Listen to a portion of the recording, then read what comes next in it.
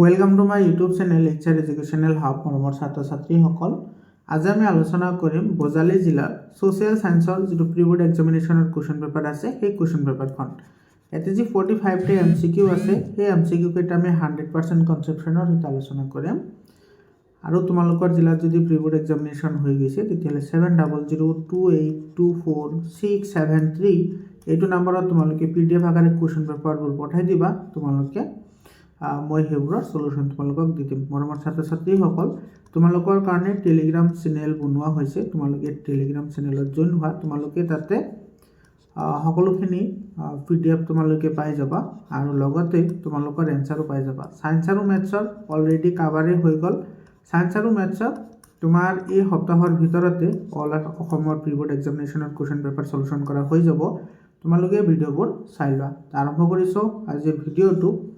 ইয়াতে চোৱা, তোমাৰ প্ৰথমতে কি কৈছে ইয়াতে, administration and exploitation will go' hand in hand, who said this. শাসন আৰু শোষণ একেলগে চলাব লাগে বুলি এই কথাষাৰ কোনে কৈছিল? এইটো কৈছিল তোমাৰ লৰ্ড কাৰ্জনে। এইটো বি নম্বৰ অপশ্যনটো কি হয়? কাৰেক্ট অপশ্যন হয়। 2 নম্বৰ প্ৰশ্নটো চোৱা। 2 নম্বৰ প্ৰশ্নটো তোমাৰ কি কৈছে ইয়াতে, the people of Bengal observe national movement day, মানে তোমাৰ বংগবাসীয়ে জাতীয় শোক দিৱস এইটো কেতিয়া পালন কৰা হয়? এইটো পালন কৰা হয় তোমাৰ 1905ত আৰু 16 অক্টোবৰ। এইটো এই নম্বৰ অপশ্যনটো কাৰেক্ট হয়। আৰু এটা কথা মনত ৰাখিবা, এই সময়তে তোমাৰ কি হৈছিল? বংগ ভংগ হৈছিল।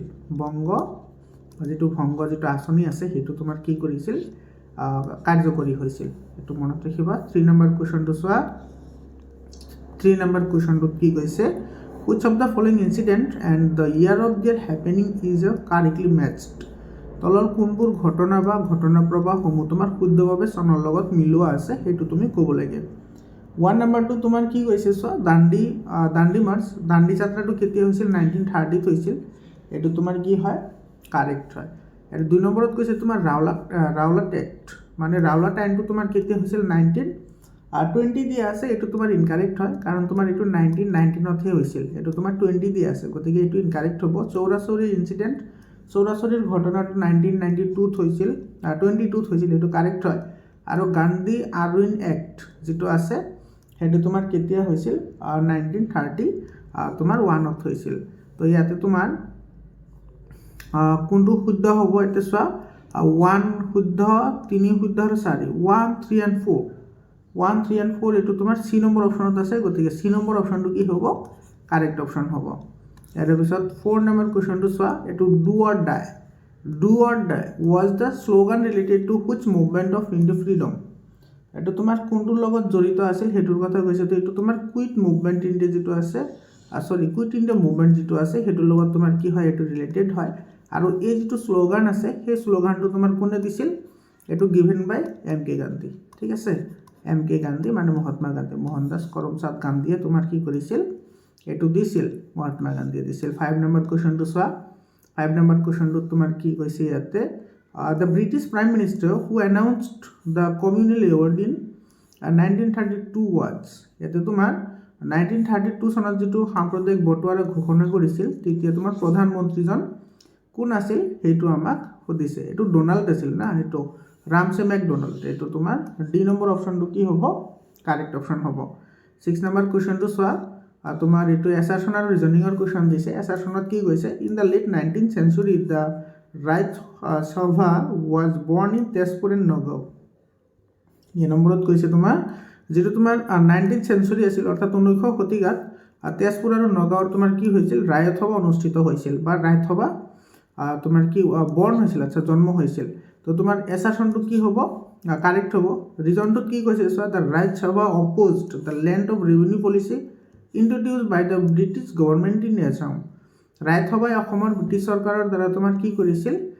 ভূমি ৰাজহ যিটো আছিল সেইটো নীতিৰ বিৰোধিতা কৰিছিল। তো তোমাৰ এইটো কি হ'ব? কাৰেক্ট ষ্টেটমেণ্ট হ'ব। তাৰমানে তোমাৰ এছাৰশ্যন আৰু ৰিজন তোমাৰ কি হ'ব? দুয়োটা কাৰেক্ট হ'ব। তো ইয়াৰে তোমাৰ এ নম্বৰ অপশ্যনটো কি হ'ব? কাৰেক্ট হ'ব। এ এণ্ড আৰ, সৰি এ নম্বৰ নহয়, ইয়াতে এ নম্বৰটোত এই ইনকাৰেক্ট আছে চোন। A and R both correct. এইটো C নম্বৰ অপশ্যনটো কাৰেক্ট হ'ব। A and R both correct. 7 number কুৱেশ্যনটো চোৱা। 7 নম্বৰ কুৱেশ্যনটোত কি কৈছে?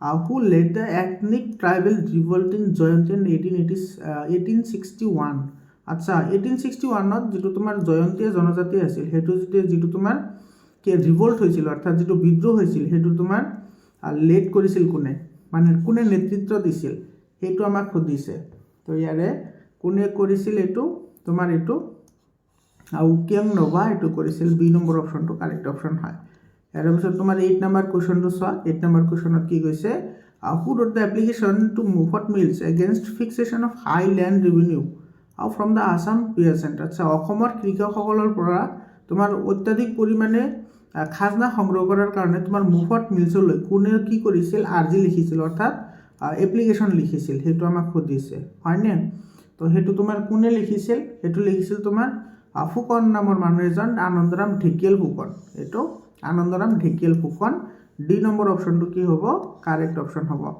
9 নম্বৰ কোৱেশ্চনটো কি কৈছে so Assam association was formed in the year Assam এসোসিয়েশনটো তোমাৰ কেতিয়া গঠন কৰা হৈছিল আসাম এসোসিয়েশন এটো গঠন কৰা হৈছিল তোমাৰ 1903 এটো সি নম্বৰ অপশনটো কি হ'ব কাৰেক্ট অপশন হ'ব আৰ 10 নম্বৰ কোৱেশ্চনটো চোৱা ইয়াতে কি কৈছে the oldest university north east in India তোমাৰ নৰ্থ ইষ্ট ইন্ডিয়া অৰ্থাৎ উত্তৰ পূব ভাৰতৰ আটাইতকৈ পুৰণি বিশ্ববিদ্যালয়খনৰ নাম কি হয়নে এটো আমাক খুদিছে তো ইয়াৰে তোমাৰ শুদ্ধ উত্তৰ কোনটো হ'ব গুৱাহাটী ইউনিভাৰ্সিটি আৰু গুৱাহাটী ইউনিভাৰ্সিটিটো কেৱল অসমৰে নহয় পুৰা নৰ্থ ইষ্টৰ ভিতৰতে আটাইতকৈ পুৰণি হয় আৰু ইয়াৰে তোমাৰ মনত আছে এটো 1948ত কি কৰা হৈছিল এস্টাবলিশ হৈছিল 11 নম্বৰ কোৱেশ্চনটো চা 11 নম্বৰ কোৱেশ্চনত তোমাৰ কি কৈছে who was the president ad hoc committee of Assam Provincial Congress formed in June 1921 1921 চনৰ জুন মাহত গঠন হোৱা তোমাৰ কংগ্ৰেছৰ অস্থায়ী কমিটিৰ সভাপতি কোন আছিল এটো আমাক খুদিছে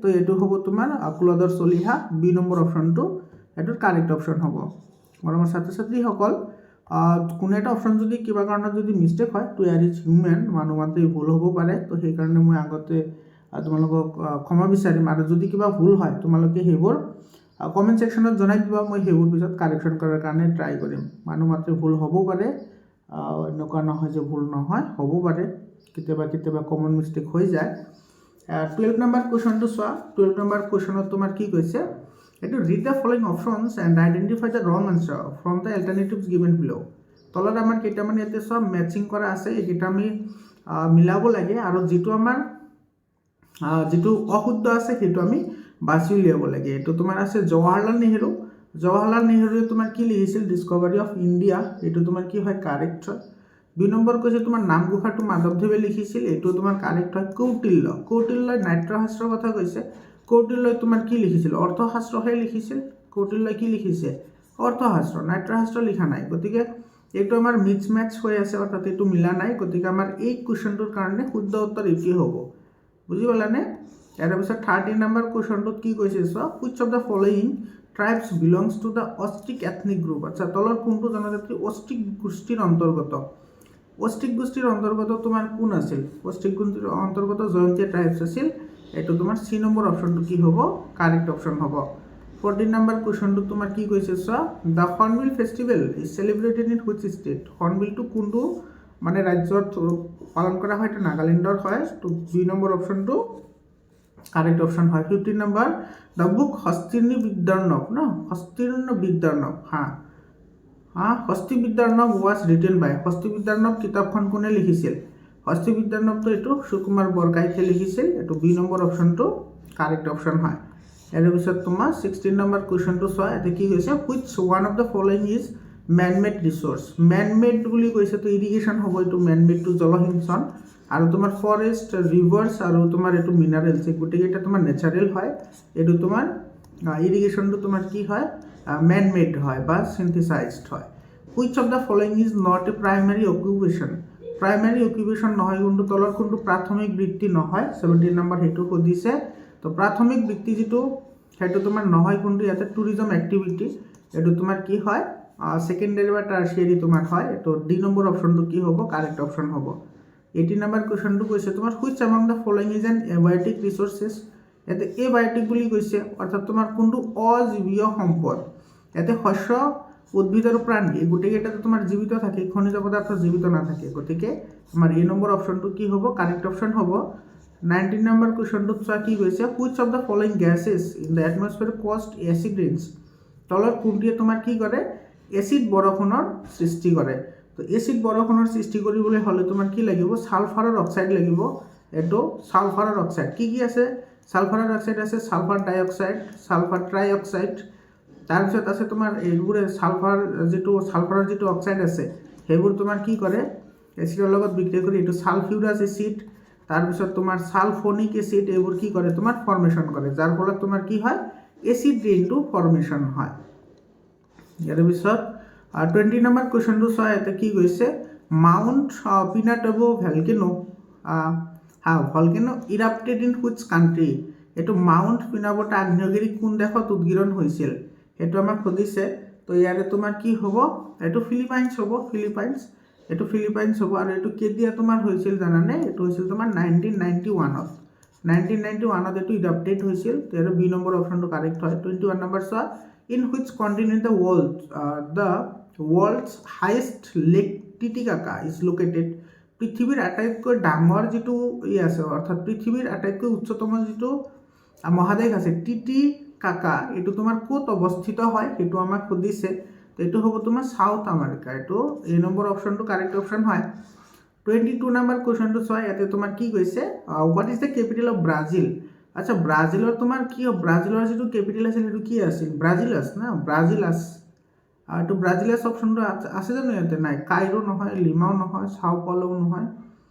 আচ্ছা, ইয়াতে তোমাৰ ৰিঅ' ডি জেনেৰিঅ', এইটো তোমাৰ ব্ৰাজিলিয়াৰ এটা তোমাৰ প্লেচৰ নাম হয় না, এইটো তোমাৰ গতিকে এতিয়া এ নম্বৰটো কাৰেক্ট হ'ব লাগে। যিহেতু তোমাৰ ডাইৰেক্টলি ব্ৰাজিলিয়াছটো দিয়া নাই, তোমালোকে এইটো অলপ চাই ল'বাচোন, কিন্তু এইটো এ নম্বৰটো কাৰেক্ট বুলি ধৰি ল'লোঁ এতিয়া, ঠিক আছে, তোমালোকে এবাৰ চাই ল'বা। 23 নম্বৰ কুৱেশ্যনটো চোৱা, ইয়াতে কি কৈছে, the longest mountain range in the world. পৃথিৱীৰ দীৰ্ঘতম পৰ্বত শ্ৰেণীটোৰ নাম কি, সেইটো তোমাৰ এইটো এণ্ডিছ পৰ্বতমালা, এইটো অৰ্থাৎ এণ্ডিছ ফ'ল্ডেড ৰেঞ্জ। এইটো চি নম্বৰ অপশ্যনটো কাৰেক্ট অপশ্যন হয়। 24 নম্বৰ কুৱেশ্যনটোত চোৱা, 24 নম্বৰ কুৱেশ্যনত কি কৈছে, এইটো কৈছে তোমাৰ as per the census of India 2011 what is the population density of Assam. Population density Assam কিমান আছিল, এইটো 398 পাৰ স্কুৱেৰ কিলোমিটাৰ আছিল। এইটো 398 পাৰ স্কুৱেৰ কিলোমিটাৰ, এইটো চি নম্বৰ অপশ্যনটো কাৰেক্ট অপশ্যন হয়। 25 নম্বৰ কুৱেশ্যনটোত কি কৈছে চোৱা, the largest tribal group of Assam based on population size.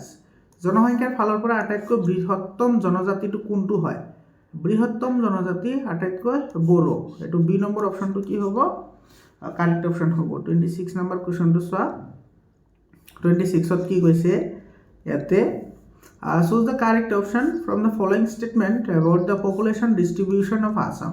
তলৰ উক্তিসমূহৰ পৰা জনসংখ্যা বিতৰণৰ শুদ্ধ উক্তিটো বাছি লোৱা।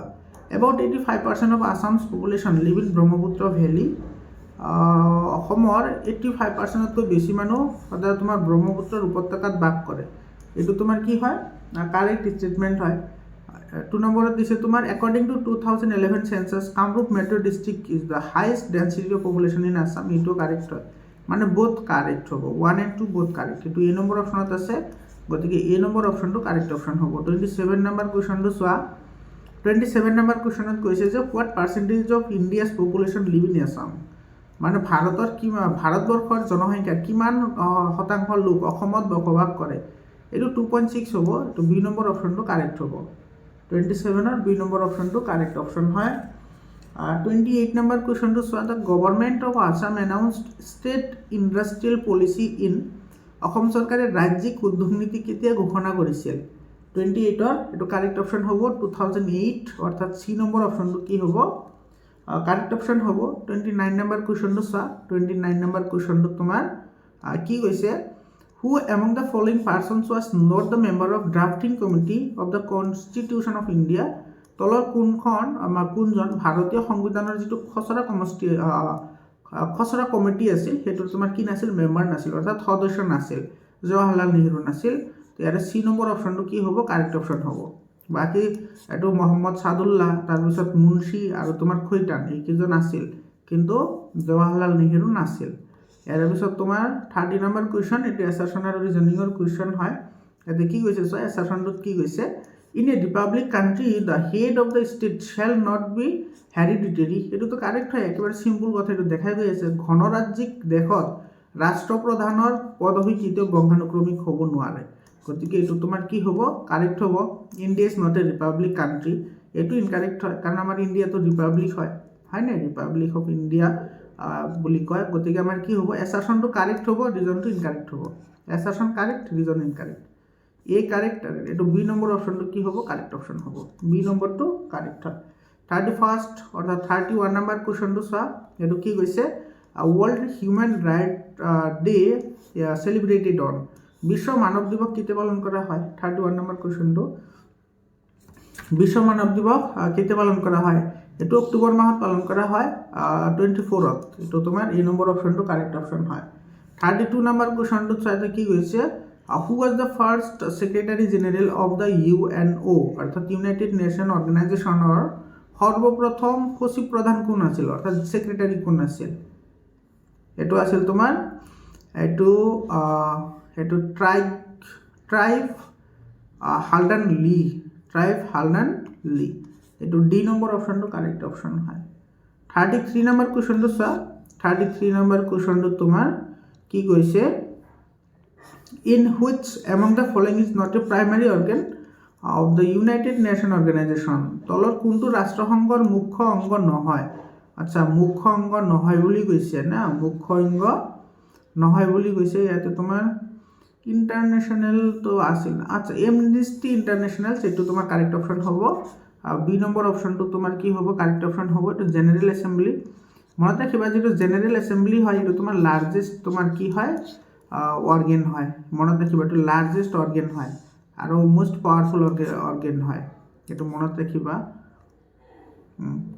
আৰু তাৰপিছত 34 নম্বৰ কুৱেশ্যনটো চোৱা 34 নম্বৰ কুৱেশ্যনটো তোমাৰ কি কৈছে in perspective of international organisation and their headquarters find out the variance আন্তৰ্জাতিক অনুষ্ঠানবোৰ দিয়া আছে আৰু সিহঁতৰ মুখ্য কাৰ্যালয়বোৰ দিয়া আছে আৰু তাৰ পৰা আমি কি কৰিব লাগে অমিলটো বাছি উলিয়াব লাগে কোনটোৰ লগত মিল নাই সেইটো তুমি বাছি উলিয়াব লাগে হয়নে ইয়াতে চোৱা তোমাৰ ইণ্টাৰনেশ্যনেল ফুটবল ফেডাৰেশ্যন অৰ্থাৎ তোমাৰ ফিফাটো জুৰিকত আছে এইটো তোমাৰ কি হয় কাৰেক্ট হয় ইউএনঅ'টো ক'ত আছে ইউএনঅ' তোমাৰ নিউয়ৰ্কত আছে এইটো তোমাৰ কি হয় কাৰেক্ট হয় এইটো তোমাৰ কমনৱেলথ অফ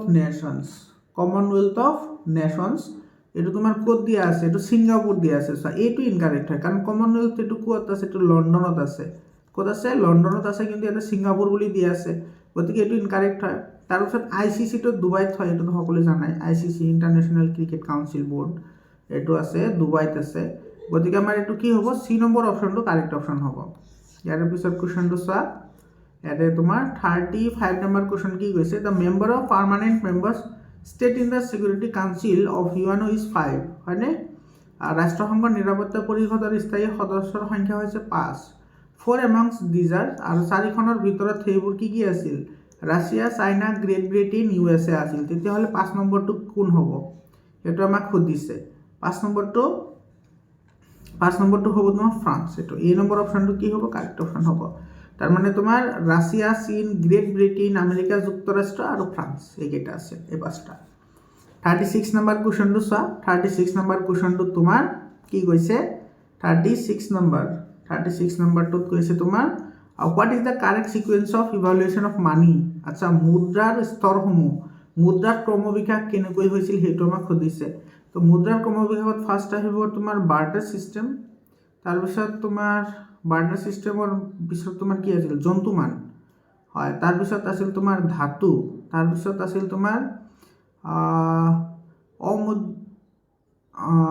অমুদ্ৰিত ধাতুমান আৰু তোমাৰ তাৰ একেবাৰে শেষত আহিব তোমাৰ কাগজী মুদ্ৰা একেবাৰে শেষত কাগজী মুদ্ৰা এইটো অপশ্যনত আছে এইটো গতিকে ডি নম্বৰ অপশ্যনটো কাৰেক্ট হ'ব barter system animal standard metallic standard and coinage and money paper বা পেপাৰ মানি হ'ব এইটো পেপাৰ মানি বিনিময় প্ৰথা জন্তুমান অমুদ্ৰিত ধাতুমান ধাতু মুদ্ৰা আৰু কাগজী মুদ্ৰা তো ডি নম্বৰ অপশ্যনটো কাৰেক্ট অপশ্যন হয় 37 নম্বৰ কুৱেশ্যনটো চোৱা ইয়াতে কি কৈছে which of the following is or are not a characteristics of money তলৰ কোনটো মুদ্ৰাৰ বৈশিষ্ট্য নহয় বুলি কৈছে এনেকুৱা ধৰণৰ যিবোৰত হয় বা যিবোৰত নহয় তেনেকুৱা কুৱেশ্যনবোৰ তোমালোকে অলপমান ভাবি চিন্তি এনচাৰ দিবা মানি মাষ্ট হেভ দ্য জেনেৰেল একচেপ্টেবিলিটি মুদ্ৰাৰ গ্ৰহণযোগ্যতা থাকিবই লাগিব এইটো কাৰেক্ট হয় the supply of money remains fixed, মুদ্ৰাৰ যোগান সদায় একে থাকে, এইটো ইনকাৰেক্ট হয়। তেতিয়া মুদ্ৰাৰ যোগান সদায় একে কেনেকৈ থাকিব, এইটোতো তোমাৰ বেলেগ বেলেগো হ'ব পাৰে মুদ্ৰাৰ যোগানটো।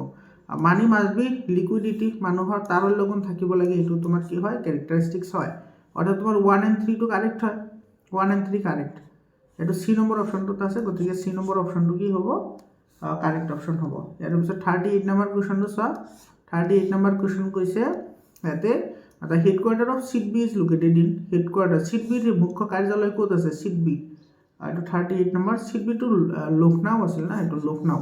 বি নম্বৰ অপশ্যনটো কাৰেক্ট অপশ্যন হয়। চেক ইজ, চেকটো কি হয়, এইটো লিগেল টেণ্ডাৰ মানি, নন লিগেল টেণ্ডাৰ মানি, ফ্লেট মানি আৰু তোমাৰ আছে পেপাৰ মানি, এইটো নন লিগেল টেণ্ডাৰ মানি হয়, এইটো বি নম্বৰ অপশ্যনটো কাৰেক্ট অপশ্যন হয়।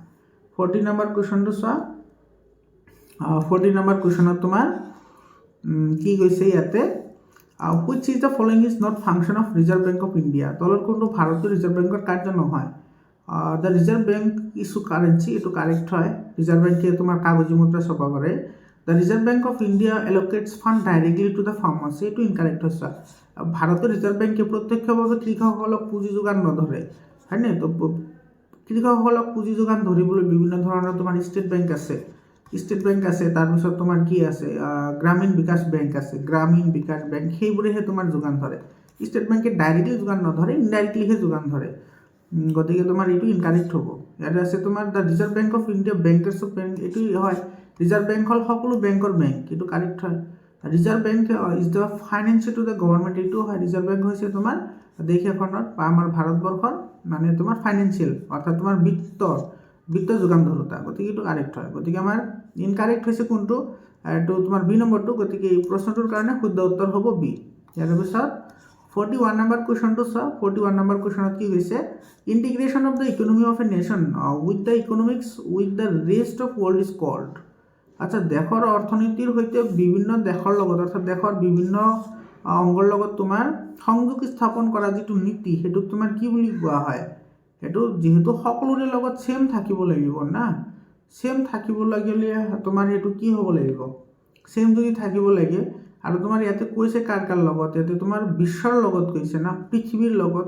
Economics rest of the world, গোটেইকেইটা পৃথিৱী এতিয়া সাঙুৰি লৈছে, গোটেইকেইটা পৃথিৱী মানে তোমাৰ এটা পৃথিৱীত যিমানকেইটা দেশ আছে সকলো দেশৰ লগত যাতে তোমাৰ কি থাকে, সমান সমান সম্পৰ্ক থাকে। লিবাৰাইজেশ্যনটো নহ'ব, এইটো প্ৰাইভেটাইজেশ্যনটো এইটো নহয়। ইকনমিক অৰ্থনৈতিক বিকাশৰ লগত এইটো ৰিলেশ্যনৰ কোনো নাই। আচ্ছা, এইটো তোমাৰ গ্ল'বেলাইজেশ্যন আছে, এইটো গোলকীকৰণ, এইটো তোমাৰ কাৰেক্ট হ'ব। বি নম্বৰ অপশ্যনটো কি হ'ব, কাৰেক্ট অপশ্যন হ'ব। তাৰপিছত 42 নম্বৰ কুৱেশ্যনটো চোৱা। 42 নম্বৰ কুৱেশ্যনত কি কৈছে, the duration of A financial year in India, ভাৰতবৰ্ষত বিত্তীয় বৰ্ষই সামৰি লোৱা কালসমূহ কি কি হ'ব। বিত্তীয় বৰ্ষ তোমাৰ কেতিয়াৰ পৰা কেতিয়ালৈকে যায়, বিত্তীয় বৰ্ষ তোমাৰ এপ্ৰিলৰ পৰা মাৰ্চ, এইটো তোমাৰ চি নম্বৰ অপশ্যনটো কাৰেক্ট হ'ব। 1 এপ্ৰিল টু 31 মাৰ্চ, এইটো চি নম্বৰ অপশ্যনটো কাৰেক্ট অপশ্যন হয়। 43 নম্বৰ কুৱেশ্যনটো চোৱা, এতিয়া কি কৈছে, which sector played a leading role in India economy during the first period of planning, ভাৰতীয় পৰিকল্পনাৰ প্ৰথম সময়ছোৱাত কোনটো খণ্ডই অধিক গুৰুত্বপূৰ্ণ ভূমিকা পালন কৰিছিল। তো এইটো হ'ব তোমাৰ পাব্লিক ছেক্টৰ, এইটো তোমাৰ চি নম্বৰ অপশ্যনটো কি হ'ব, কাৰেক্ট অপশ্যন হ'ব। ইয়াৰ পিছত তোমাৰ 44 নম্বৰ কুৱেশ্যনটোত কি কৈছে চোৱা, এইটো দ্য ফুল ফৰ্ম অফ নীতি, নীতিৰ সম্পূৰ্ণ নাম কি, নীতিৰ সম্পূৰ্ণ নাম হৈছে national institution for transforming India, এইটো তোমাৰ এ নম্বৰ অপশ্যনটো কাৰেক্ট অপশ্যন হয়। ইয়াৰ পিছত 35 নম্বৰ কুৱেশ্যন, আৰু এইটো আমাৰ কাৰণে শেষৰ কুৱেশ্যন হ'ব, which of the following is not an indicator of human development, তলৰ কোনটো মানৱ উন্নয়নৰ সূচক নহয়, মানৱ উন্নয়নৰ সূচক নহয়। মানৱ উন্নয়নৰ সূচক, উন্নয়ন হ'লে ডেভেলপমেণ্ট হ'বলৈ হ'লে তোমাৰ এজন মানুহে কিমান টকা ইনকাম কৰে সেইটোৰ দৰকাৰ নহয়, অৰ্থাৎ জনমূৰি আয়, এইটো চি নম্বৰ অপশ্যনটো কাৰেক্ট অপশ্যন হয়। মৰমৰ ছাত্ৰ ছাত্ৰীসকল, তোমালোকৰ ভিডিঅ'টো কেনেকুৱা লাগিল তোমালোকে কমেণ্ট কৰি জনোৱা, আৰু তোমালোকৰ নিজে নিজে যদি তুমি অপশ্যনকেইটা মিলাই দিছা, তোমাৰ কিমানটা কাৰেক্ট হ'ল তোমালোকে সেইটো কমেণ্ট কৰি জনোৱা। টেলিগ্ৰামৰ লিংক মই পিন কমেণ্টত দি দিছোঁ, তোমালোকে তাতে গৈ জইন হোৱা, আৰু তোমালোকৰ ছায়েন্স আৰু মেথছৰ অলৰেডি কমপ্লিট হ'লে তোমালোকে ভিডিঅ'বোৰ ৰেগুলাৰলি চাই থাকিবা, তোমাৰ বন্ধুবৰ্গৰ লগত শ্বেয়াৰ কৰা। আজিৰ কাৰণে এইখিনিয়ে, আকৌ লগ পাম বেলেগ এটা ভিডিঅ'লৈ, ধন্যবাদ।